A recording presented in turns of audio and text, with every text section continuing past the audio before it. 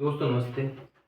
आज वापस क्लास में स्टार्ट कर रहा हूँ। 2 दिन किसी काम की वजह से क्लास स्टार्ट नहीं हो पाई थी, रिकॉर्ड नहीं हो पाई थी।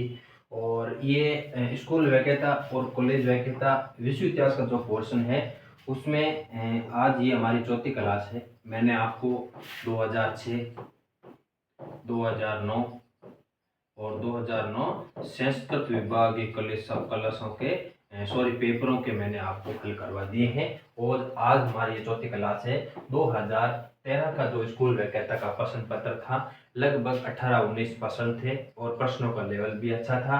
और जब आपने ये 3 क्लास देख ली ना, ये 3 क्लास, फिर आपको इस प्रश्न पत्र में मुझे नहीं लगता कि कोई दिक्कत आएगी। हर प्रश्न आप हल कर सकते हो। बहुत कम तैयारी में आप हल कर सकते हो अगर आपने ये तीनों क्लास देख ली तो। ठीक है ना। ये जब तीनों क्लास देख लोगे ना तो मुझे नहीं लगता कि कोई दिक्कत आएगी। और यहाँ से आप फिर प्रश्नों की शैली थोड़ी अलग होती है। ठीक है ना। जब यहाँ से चेंज होता है ना, फिर देखो सेम डिट्टो क्वेश्चन चलता है 2015 वाले एग्जाम में। ठीक है ना। 2015 वाले एग्जाम में सेम डिट्टो पैटर्न यहाँ से चलता है। तो ये क्रम चल रहा है और इसलिए मैं आपको सबसे पहले 2006 के हल करवाए ताकि आपको पता रहे कि हाँ मेरे लिए ये ठीक है। ठीक है ना। तो देखना, आप समझना प्रश्नों को, अच्छे प्रश्न है। पहला प्रश्न देखो। पहला प्रश्न है, समझना आप। पहला प्रश्न है पियता। छोटा करो, शायद बड़ा लग रहा होगा। ठीक है, ये ठीक है। देखो पियता क्या है। देखो पियता क्या है, पियता क्या है। ठीक है ना। अब मैंने आपको एक चीज बताती है कि जब भी आप पुनर्जागरण पढ़ो ना, जब भी पुनर्जागरण, तो वहां से आप साहित्य कंप्लीट पढ़ना। ये चीज मैंने आपको 5 बार बता दी है। और चित्रकला आप कंप्लीट पढ़ना। साहित्य और चित्रकला आप कंप्लीट पढ़ लेना। आपके किसी भी प्रश्न में कोई दिक्कत नहीं आएगी और कभी प्रश्न गलत नहीं होगा। ये दोनों टॉपिक कंप्लीट पढ़ना। इटली का साहित्य पढ़ना, फिर अंग्रेजी साहित्य पढ़ना, होमर की साहित्य जरूर आप याद करना। ठीक है ना। चित्रकला में आप विंची के, ठीक है, स्थापत्य कला में विंची के याद करना और माइकल एंजेलो के जरूर याद करना, राफेल के चित्र जरूर आप याद करना। ठीक है ना। तो प्रश्न कह रहा है कि पियता क्या है। ठीक है ना। पियता का जैसे अर्थ होता है वो होता है करुणा। क्या होता है? करुणा। अर्थ क्या होता है? करुणा होता है। ठीक है ना। अब पियता क्या है, तो पियता हम पढ़ते हैं कि माइकल एंजेलो द्वारा बनाई गई एक मूर्ति। माइकल एंजेलो द्वारा बनाई गई एक मूर्ति है।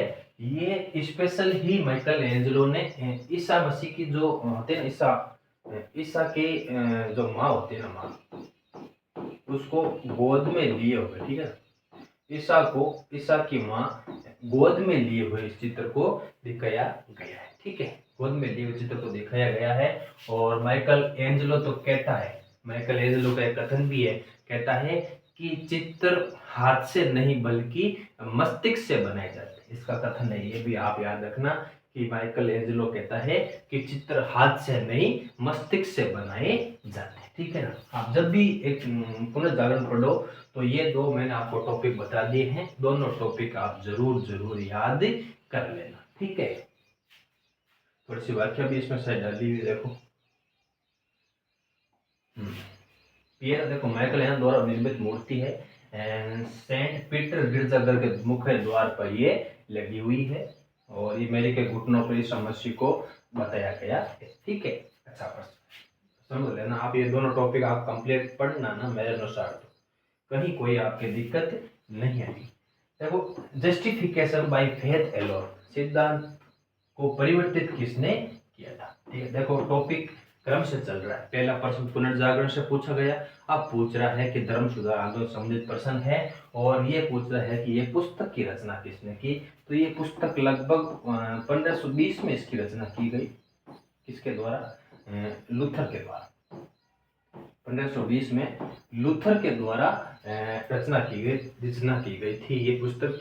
और जब भी आप धर्म सुधार पढ़ो तो धर्म सुधार में स्पेशली वर्तमान में प्रश्न बन रहे हैं लूथर की रचनाओं पर, चाहे वो बेबीलोनिया की कैद हो या फिर जस्टिफाई विथ एलोसन हो या फिर उसके द्वारा 1519 में लिखे गए वो 3 खत हो और कौन सी पुस्तक में उसने क्या विचार रखे थे, ये टॉपिक आप कंप्लीट यहाँ से तैयार करना, ठीक है ना। लूथर की पुस्तकें जरूर याद कर लेना, वर्तमान में इनका ही मेथो चल रहा है। मैं आप आगे आपको बताऊंगा कि लूथर से वर्तमान में देखो यहाँ से प्रक्रिया शुरू होती है, यहाँ से इस शैली के प्रश्न 2013 में शुरू होते हैं, फिर 2018 और 22 दोनों परीक्षाओं में लूथर की पुस्तकों के बारे में प्रश्न बना ही बना है, तो आप ये चीज भी जरूर ध्यान रखना, ठीक है।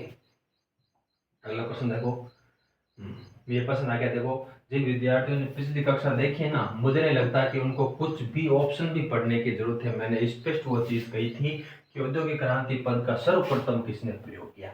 मैंने कल कहा था कि औद्योगिक क्रांति का सर्वप्रथम प्रयोग किया था बलांकी ने, और ये कहाँ का था, फ्रांस का था। कहाँ का था, फ्रांस का था। विस्तार से इस शब्द का प्रयोग करने वाला कौन था, तो वो था टोयनबी। कौन था, टोयनबी था, जिसकी इंडस्ट्रियल रेवोल्यूशन इन इंग्लैंड नामक वो पुस्तक थी, और मैंने बताई थी वो कब प्रकाशित हुई थी, 1884 में वो पुस्तक प्रकाशित होती है। और औद्योगिक क्रांति का विस्तार से शब्द का प्रयोग करने वाला ये था, ठीक है। हर चीज इंपॉर्टेंट है, आप देखना। और सर्वप्रथम प्रयोग करने वाला शब्द का कौन था, तो वो जे बलांकी था। ये कहाँ का था, फ्रांस का था, ठीक है। और ये मैंने आपको ये भी बताया है कि औद्योगिक क्रांति का प्रथम चरण कहाँ प्रारंभ होता है, इंग्लैंड में प्रारंभ होता है, और दूसरा चरण कहाँ प्रारंभ होता है, वो जर्मनी में प्रारंभ होता है, और उसकी डेट है 1850 के बाद, ठीक है। ये प्रश्न देखना, अच्छा प्रश्न। यहाँ से प्रश्नों के लेवल थोड़ा अलग हो रहा है, शुरुआत हो रही है। बोस्टन टी पार्टी की घटना कब, ठीक है, बोस्टन टी पार्टी की घटना कब हुई। इससे मैं थोड़ी पहले आपको एक मैं चीज बताऊं कि इंग्लैंड अमेरिका में क्या होता है, अमेरिका में जो लॉर्ड नॉर्थ था, लॉर्ड नॉर्थ, वो क्या करता है, चाय नीति लाता है अमेरिका, लॉर्ड नॉर्थ की चाय नीति, ठीक है ना।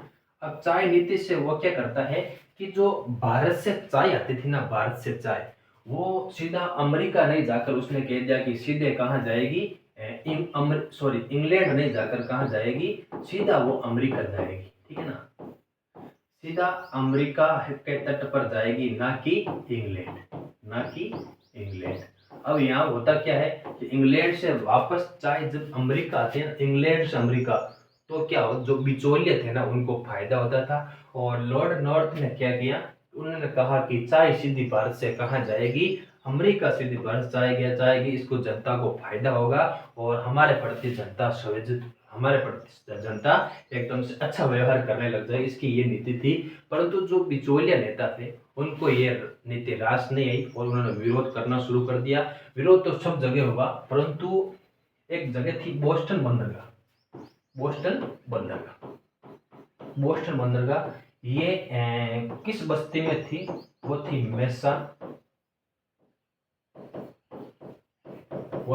मैसाचुसेट्स, ठीक है ना। जो मैसाचुसेट्स बस्ती थी ना, बस्ती, इस बस्ती में एक नगर, ऐसा कहूँगे एक बंदरगाह था, वो थी बोस्टन बंदरगाह, ठीक है ना।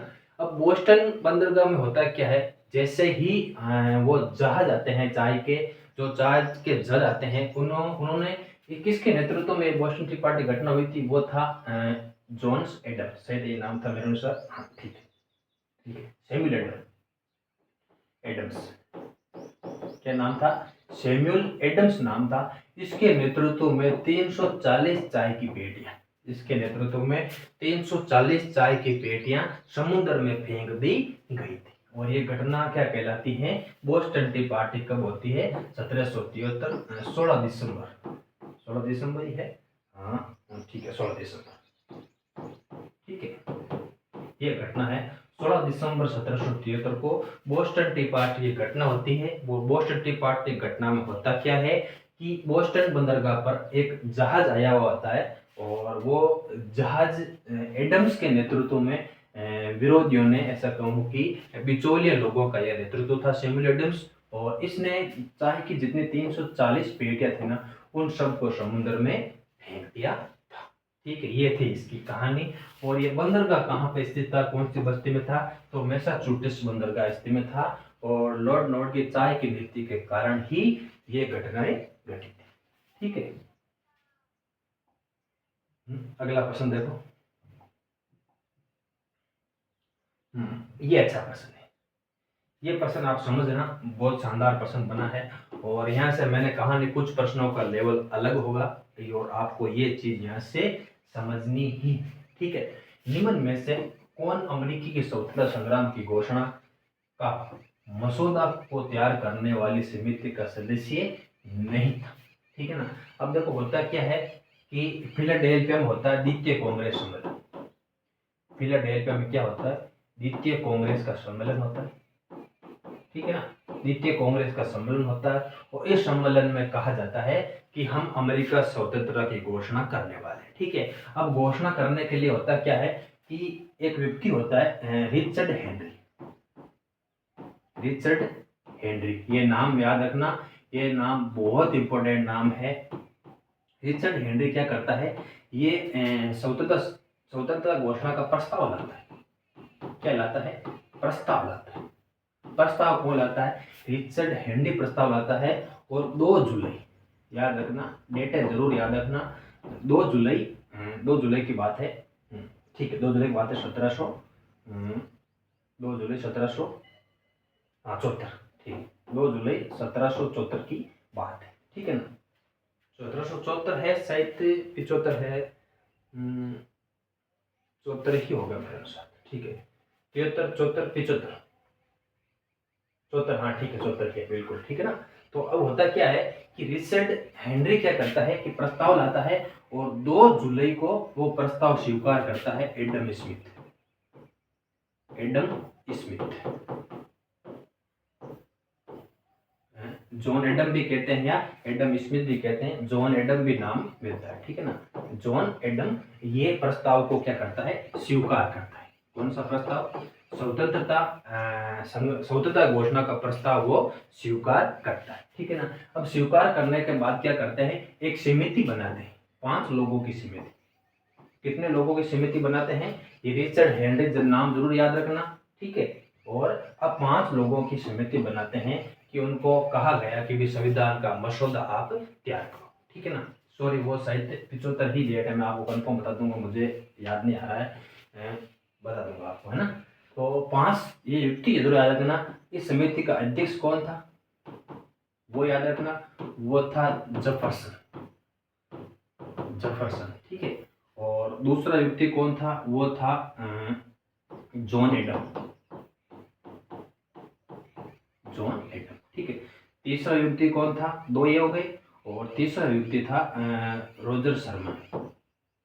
रोजर शर्मन, ठीक है, रोजर शर्मन हो गया। चौथा व्यक्ति कौन था, जेफरसन हो गया, जॉन एडम हो गया, रोजर शर्मन हो गया और लिविंगस्टन,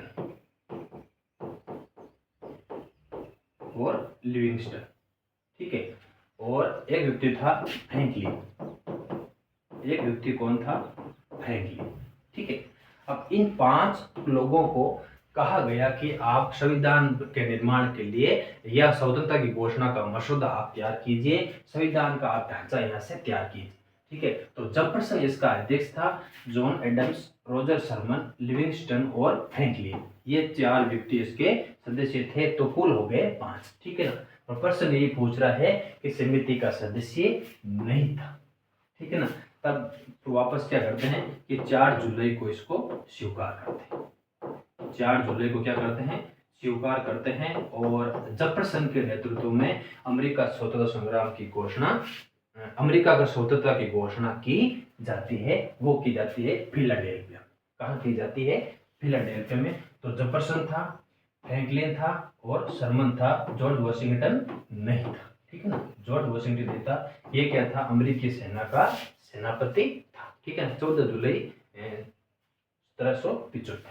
ठीक है, 75 ही होगा। ठीक है ना, ये था प्रश्न। और ये प्रश्न अच्छा प्रश्न है, अच्छा लेवल है प्रश्नों का। जब भी आप ऐसे प्रश्न आप हल करोगे ना, तो मुझे नहीं लगता कि कहीं कोई आपके दिक्कत आएगी। ठीक है, अगला प्रश्न देखो। अगला प्रश्न है ये कि प्रश्न कह रहा है कि तृतीय स्टेट के प्रतिनिधियों द्वारा टेनिस कोर्ट की शपथ, टेनिस कोर्ट की प्रश्न ये आगे टेनिस कोर्ट की शपथ कब ली गई, ठीक है ना। पिछली कक्षा में मैंने आपको बता दिया कि टेनिस कोर्ट की शपथ ली गई थी 20 जून 1799 को। किसके नेतृत्व में? वो था शिंजो साहित्य में, हाँ बेली, वो कौन था? बेली के नेतृत्व में शपथ ली गई। और प्रस्ताव किसने रखा था? वो मोनियर था। प्रस्ताव रखने वाला कौन था? मोनियर था। और शपथ किसके नेतृत्व में ली गई थी? बेली के नेतृत्व में यह शपथ ली गई थी। और ये क्लास में मैंने पिछली कक्षा में वो वीडियो बता दिया, ठीक है। अगला प्रश्न देखो। प्रश्न कहता है फांसीवाद बल देता है। देखो फांसीवाद कहाँ शुरू होता है? वो होता है इटली में, ठीक है ना। इटली में फांसीवाद की शुरुआत होती है।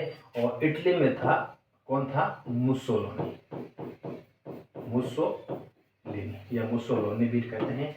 कि इटली में मुसोलिनी क्या करता है कि एक अलग व्यवस्था स्थापित करता है। और फांसीवाद का मुख्य अर्थ हो गया कि राज्य के संसाधनों पर सत्ता का अधिकार। स्पष्ट ये लाइन लिखी हुई है कि फांसीवाद का अर्थ होता है कि राज्य के संसाधनों पर सत्ता का पूर्ण रूप से अधिकार ही फांसीवाद कहलाता है। तो राज्य की शक्तिमानता पर, ठीक है ना। बल किस पे देता है? बल देता है कि सारी जितनी भी शक्तियां होती है वो राज्य सत्ता के अंदर ही निहित होनी चाहिए, ज्यादा अधिकार जनता को नहीं देने चाहिए। ये फांसीवाद बल देता है। और फांसीवाद के कारण ही इटली का बाद में द्वितीय युद्ध में पतन होता है, ठीक है। अगला प्रश्न देखो, ये अच्छा परिभाषा। जब भी आप फ्रांस और अमेरिका, जर्मनी और इटली पढ़ो ना, तो वहाँ के मुख्य कथन आप जरूर याद कर लेना कि फ्रांसीसी क्रांति को किसने मानव जाति के जीवन में धर्म सुधार आंदोलन के बाद होने वाला प्रमुखता आंदोलन बताया, ठीक है। तो वो था जे.एफ. हार्डर। जे.एफ. हार्डर था जिसने ये फ्रांसीसी क्रांति के बारे में कथन दिया था। और कथन का आप जरूर याद कर लिया करो, अच्छे अच्छे कथन हैं। और उनकी पूरी पीडीएफ में आपको एक अलग ही डाल दूंगा, ठीक है ना। हाँ ये देखो 1921 और 22 का वॉशिंगटन सम्मेलन मुख्यतः संबंधित है, ठीक है। अब प्रश्न देखो, ये कॉलेज वैकेता में टॉपिक लगता है कि दो विश्व युद्धों के बीच का विश्व, ठीक है ना। दो विश्व युद्धों के बीच का विश्व में क्या होता है कि 1921 और 22 में सम्मेलन होता है। मुख्यतः जो जापान होता है ना, जापान और चीन, ये मुख्यतः यहाँ से मुद्दे होते हैं। जापान का खतरा होता है आक्रमण का चीन के ऊपर, ठीक है ना। लगभग यही घटना थी कि 1921 और 22 में वॉशिंगटन सम्मेलन बुलाने का मुख्य कारण भी यही था कि जापान का डर था चीन पर ऊपर आक्रमण नहीं कर दे। इसी वजह से अमेरिका के नेतृत्व, यह सम्मेलन बुलाया गया था अमेरिका के नेतृत्व में। और कुल कितने देशों ने भाग लिया था? 9 देशों ने यहाँ से भाग लिया था। और इसका अध्यक्ष याद रखना ह्यूजेस, ये ह्यूजेस भी नाम कहीं मिलता है। ह्यूजेस अमेरिका का था। और इसकी अध्यक्षता में ये वॉशिंगटन सम्मेलन बुलाया गया था। और इसका मुख्य उद्देश्य था कि नौसैनिक निशस्त्रीकरण को सीमित करने से था, ठीक है ना। जितनी भी नौसैनिक, ये हम जापान का डर था कि कहीं चीन पर आक्रमण नहीं कर दे समुद्री रास्तों के द्वारा, इसीलिए ये निशस्त्रीकरण को लेकर ये सम्मेलन किया गया था। और ये इसका अध्यक्ष आप जरूर याद रखना, ह्यूजेस इसका अध्यक्ष था। अमेरिका के नेतृत्व में ये बुलाया गया था। और कितने देशों ने भाग लिया था? 9 देशों ने इसमें से भाग लिया था, ठीक है। अच्छा प्रश्न है ये प्रश्न आ गया। देखो मैंने आपको ये चीज करवाई थी, ठीक है ना। मैंने कहा था कि कहीं ना कहीं ये प्रश्न बना हुआ था, ठीक है। द्वितीय विश्व युद्ध के दौरान क्या, देखो ब्रिटेन के प्रधानमंत्री चेम्बरलेन ने किस वर्ष त्याग पत्र दिया था? मैंने स्पष्ट कहा था कि चेम्बरलेन ने 1940 में क्या करता है? इस्तीफा देता है और प्रधानमंत्री बनता है चर्चिल। प्रधानमंत्री कौन बनता है? चर्चिल बनता है। तब ये प्रश्न बनाना मुझे लगता है कि उस परीक्षा का सबसे बेस्ट प्रश्न था और सबसे अच्छा प्रश्न था, ठीक है। इस्तीफा देता है 1940 को यह क्या कर देता है, इस्तीफा दे देता है। ठीक है, अच्छा प्रश्न है ये भी। अगला प्रश्न कह रहा है कि हिटलर ने जून 1941 में सोवियत संघ पर आक्रमण क्यों किया। सोवियत संघ का मतलब हो गया कि रूस, सोवियत संघ का मतलब हो गया रूस। हिटलर जून 1941 में रूस पर आक्रमण क्यों करता है। ठीक है ना, आप देखना कारण, देखना कारण पूछ रहा है। इधर होगा सही प्रश्न, हाँ ये रहा। ठीक है, आप देखना ऑप्शन कह रहा है कि सोवियत संघ ने 1939 को समझौता तोड़ा। ठीक है, ये भी बात ठीक है। सोवियत संघ ने फिनलैंड पर अधिकार कर लिया, बिल्कुल फिनलैंड पर अधिकार किया, ये भी बात सही है। हिटलर साम्राज्यवाद को कट्टर दुश्मन था। ठीक है, सोवियत संघ से जर्मनी की सुरक्षा को खतरा था। अब आरपीसी ने इस प्रश्न का वैसे उत्तर माना है ऑप्शन नंबर 4। ठीक है ना, और 2013 में ये ऑप्शन तो माना है और लगभग सही भी। ठीक है ना, क्योंकि होता क्या है कि जब जर्मनी जो हिटलर था, जब वो जून 1941 में आक्रमण करता है तो वो बात कहता है कि रूसी से हमारी जर्मनी की सेना को खतरा है और जो नजदीक की सीमा है ना वो हमारे इससे लग रही है, इसी वजह से हमें इसके खतरा है। ठीक है ना, यही कहा था कि सुरक्षा का खतरा होने के कारण हम आक्रमण कर रहे हैं, जबकि ऐसा नहीं था। जर्मनी खुद चाहता था कि रूस पर आक्रमण करे और उस पर कब्जा कर ले। ठीक है ना, इस समय हिटलर क्या करता है, इस समय हिटलर है ना, इस समय हिटलर इंग्लैंड पर आक्रमण करने का विचार करता है। ठीक है ना, 41 के समय हिटलर इंग्लैंड पर आक्रमण करने का विचार करता है, परंतु वो सबसे पहले एक चीज सोचता है कि हम रूस पर कब्जा कर लें।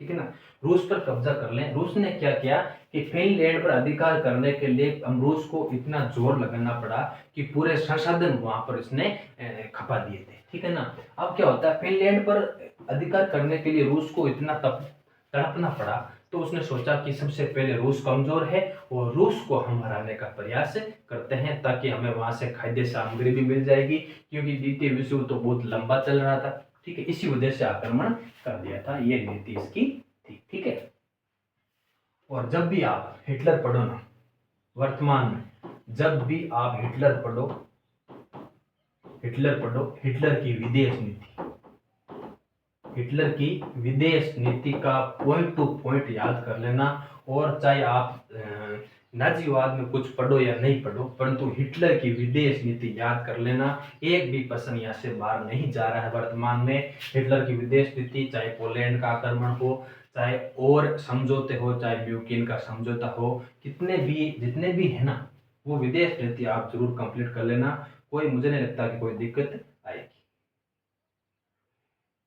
ये प्रश्न देखो, अच्छा प्रश्न है और बहुत बार ये प्रश्न आगे भी बन चुका है। ठीक है ना, ये हम बात करते हैं कि इटली का, जब हम एकीकरण की बात करते हैं तो ये चीज आती है कि यंग इटली का संगठन करता कौन। ठीक है ना, यंग इटली की स्थापना वैसे कब होती है, 1831 में मोर्सेस नगर, मोर्सेल्स ये कहाँ का नगर है, ये फ्रांस का नगर है। वैसे ये फ्रांस का नगर है और मोर्सेल्स में यंग इटली की स्थापना करता है। और वो स्थापना करने वाला कौन था, वो था मेजिनी। ठीक है ना, स्थापना करने वाला कौन था, मेजिनी था। और इसका नारा था परमात्मा, परमात्मा जनता, परमात्मा जनता। परमात्मा का हो गया कि ईश्वर में विश्वास रखो, जनता का मतलब हो गया संगठित रहो, और इटली अमर रहे, स्वतंत्र इटली अमर रहे, ऐसा कुछ कथन था। ये 3 कथन जब आगे आएगा मैं आपको बताऊंगा। ठीक है ना, और इटली, ये इसका नारा था, परमात्मा जनता और इटली, ये इस संगठन का नारा था 1831 में। इसकी मेजिनी, 1831, ठीक है, बिल्कुल सही। मोर्सेल्स नगर में, इसमें फ्रांस का नगर था। एक और याद रखना, 1834 यंग यूरोप, ये आपके दिमाग में एक चीज घूमनी चाहिए कि यंग यूरोप की स्थापना भी किसने की थी, मेजिनी ने की थी, और वो था मेंज नगर। कौन से नगर में की थी, मेंज नगर में यंग यूरोप की स्थापना करता है मेजिनी, स्थापना करता है। और 1831 में मोर्सेल्स नगर में, फ्रांस का नगर है, वहां पर स्थापना करता है यंग इटली नामक संगठन की स्थापना करता है और वो 3 कथन कहता है, ठीक है ना, कि परमात्मा में विश्वास रखो, जनता संगठित रहो और स्वतंत्र इटली अमर रहे, ठीक है ना। यही है लगभग तीसरा कथन, मुझे लगभग याद नहीं आ रहा क्योंकि या तो स्वतंत्र इटली अमर रहे या इटली स्वतंत्र रहे, कुछ ऐसा ही कथन था इसका। मैं आगे आपको जब प्रश्न आएगा तब मैं वहाँ आपको हल करवा दूंगा, ठीक है ना। यंग यूरोप ये जरूर आप नई चीज हो सकती है, आप ये जरूर याद रखना, ठीक है। प्रश्न देखो अगला क्या कह रहा है कि प्रथम विश्व युद्ध किस घटना से भड़क उठा। मतलब कह रहा है कि कौन सी घटना से प्रथम विश्व युद्ध शुरू हुआ था। तो मैंने आपको स्पष्ट बता दिया कि राजकुमार फर्डिनेंड की हत्या हो गई थी, फर्डिनेंड की हत्या हो गई थी राजकुमार की। तो ये बेसिक कथन हो गया कि बोस्निया हर्जेगोविना की राजधानी में फ्रेंच फर्डिनेंड की हत्या की गई, ठीक है ना। तो ये घटना, इसी घटना के बाद ही हमें प्रथम विश्व युद्ध की शुरुआत मानी जाती, ठीक है। तो ये अंगारकीय संकट ये मैंने आपको बता दिया किसके मध्य घटित हुआ था, फ्रांस और जर्मनी, फ्रांस और जर्मनी के मध्य इस घटना के कारण ही प्रतिरोध बढ़ा था। ये भी आपको मैंने बता दिया। मोरको संकट, सार्बिया संकट, जब आप प्रथम विश्व युद्ध पढ़ो ना तो इन दोनों चीजों से अच्छे प्रश्न वर्तमान में बन रहे हैं, यहाँ से भी आप अच्छे से तैयार करना, ठीक है। थोड़ी सी वाक्य भी डाली हुई एक बार देख लेना आप। ठीक है। अब देखो राजकुमार की हत्या करने वाला ये प्रश्न पूछा गया, गेवरिलो प्रिंसेप, गेवरिलो प्रिंसेप के द्वारा राजकुमार फर्डिनेंड की हत्या कर दी गई थी। फर्डिनेंड कहाँ का राजकुमार था, तो वो ऑस्ट्रिया का राजकुमार था। कहाँ का राजकुमार था, ऑस्ट्रिया का राजकुमार था। और गेवरिलो प्रिंसेप ने इसकी हत्या की थी। फिर कहते हैं कि इसका मुख्य संबंध मानता है सर्बिया से, सर्बिया से संबंध मानता है। वो सर्बिया ने जब संतुष्ट जवाब नहीं दिया इसके हत्याकांड का, तो ऑस्ट्रेलिया क्या करता है कि सर्बिया पर आक्रमण कर देता है। इसी वजह से जर्मनी भी इस युद्ध में शामिल हो जाता है और हिटलर को उसको बिस्मार्क को मौका मिल जाता है, ठीक है।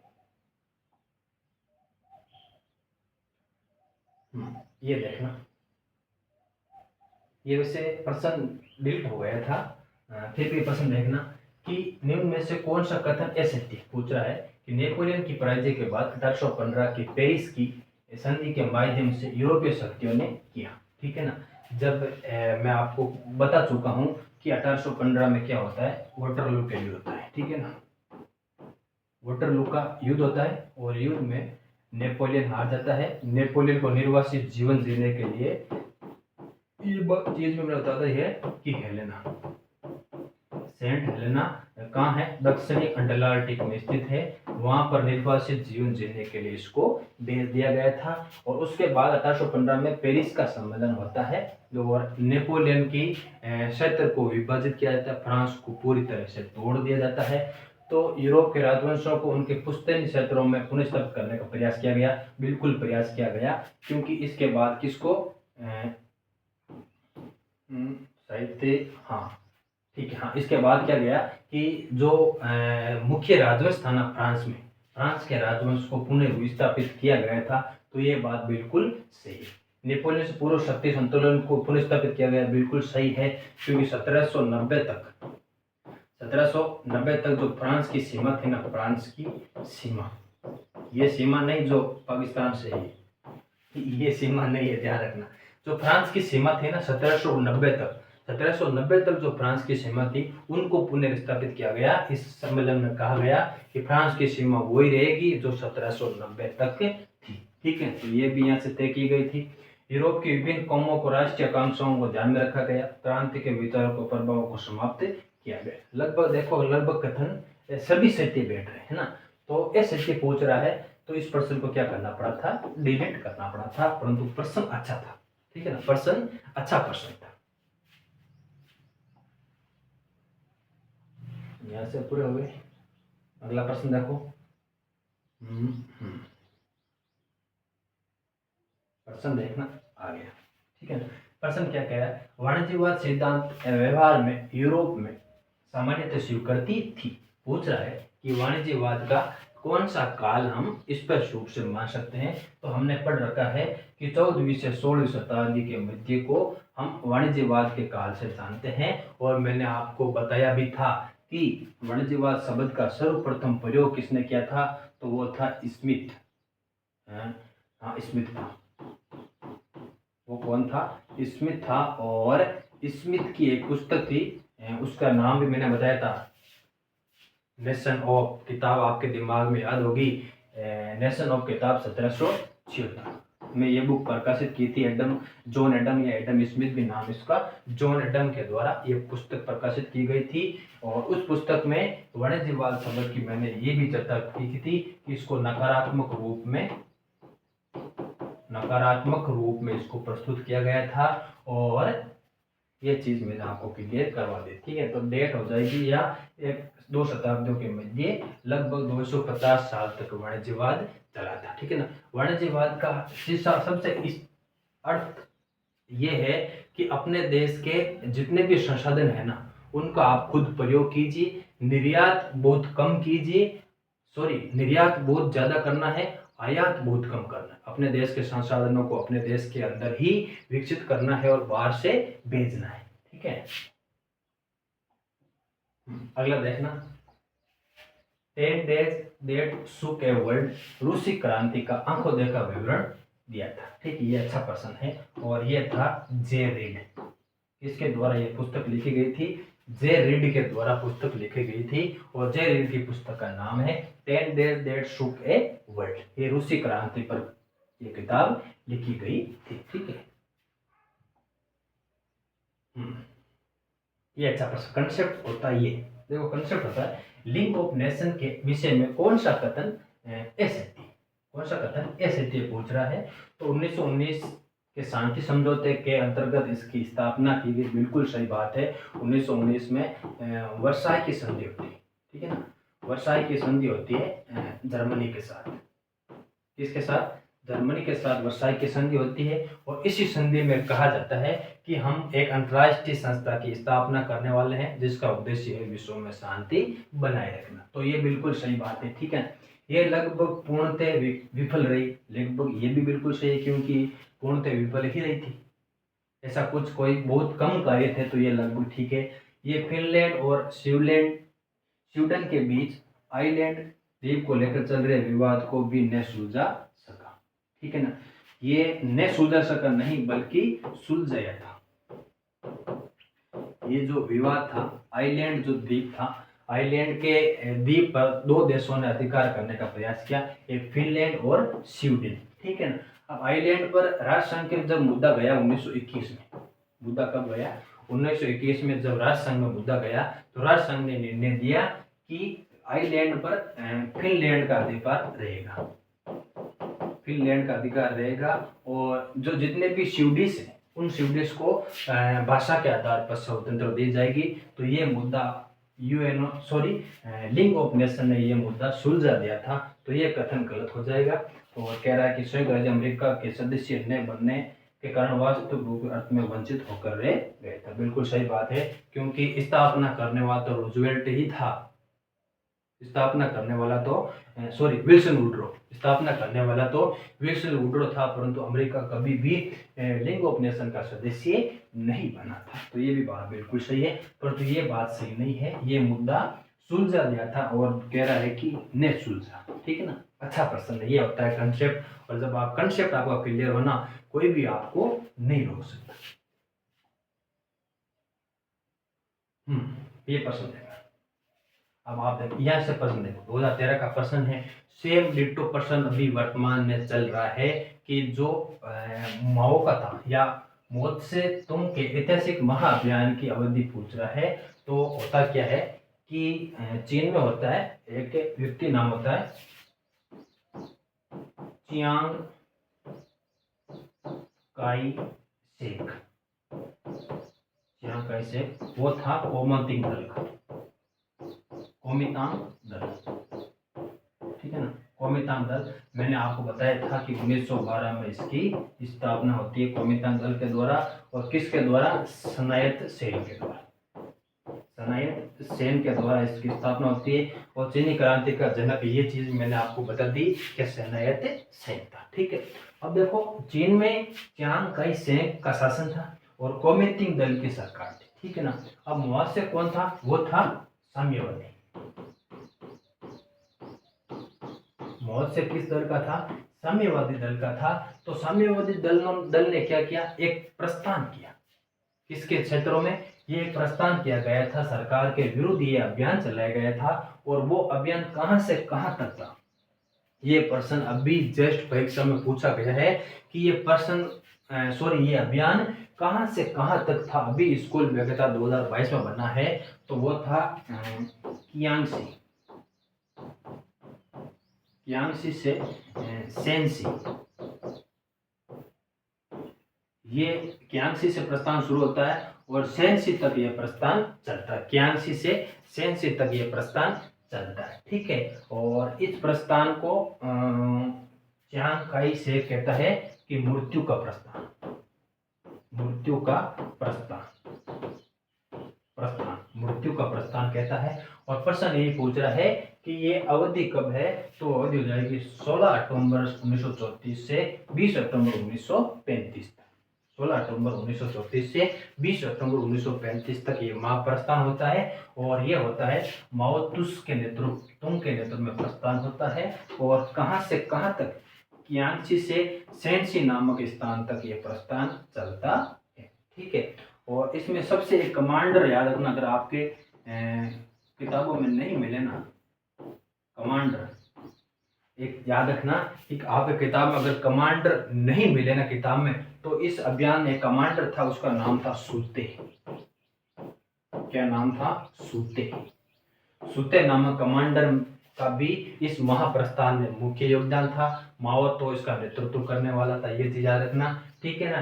चियांग काई शेक ने कहा था मृत्यु का प्रस्थान कहा था, और ये प्रस्थान किसका था, साम्यवादियों का प्रस्थान था, ठीक है ना। और ये दो नगरों का पूछा हुआ है कि कहां से कहां तक चला, तो कियांगसी से सेंसी तक ये प्रस्थान चला था, ठीक है। तो ये लगभग प्रश्न, हाँ 18 प्रश्न थे, लगभग कंप्लीट हो गए। और ये 2013 के प्रश्न है। और आप ऐसे 5 या 6 प्रश्न ऐसे हैं जो बिल्कुल नए हैं, और इनके आधार पर ही अगली परीक्षा में प्रश्न बने थे। जब मैं अगला वीडियो मैं डालूंगा 2014 की जो स्कूल वैक्यता है, सॉरी जो कॉलेज वैक्यता है, ठीक है। 2014 की जो कॉलेज वैक्यता है, 2014 की जो कॉलेज वैक्यता है, उसके प्रश्न पत्र मैं आपको हल करवाने की कोशिश करूंगा। और शायद मुझे लगता है कि वो 2 भागों में आएंगे। बड़ा पोर्शन है, 40 से 45 प्रश्न है, तो एक वीडियो में करना संभव नहीं है। पर मैं कंप्लीट 2022 तक आपको हल करा दूंगा। और अगर आपने इतना कर लिया तो मुझे लगता है कि आपकी विषय के प्रति समझ गजब की हो जाएगी। और फिर किसी को कुछ भी पूछने की जरूरत नहीं पड़ेगी। आप प्रश्न देखते ही आपके दिमाग में उत्तर आने शुरू हो जाएंगे, ठीक है। तो आज के लिए इतना ही, धन्यवाद।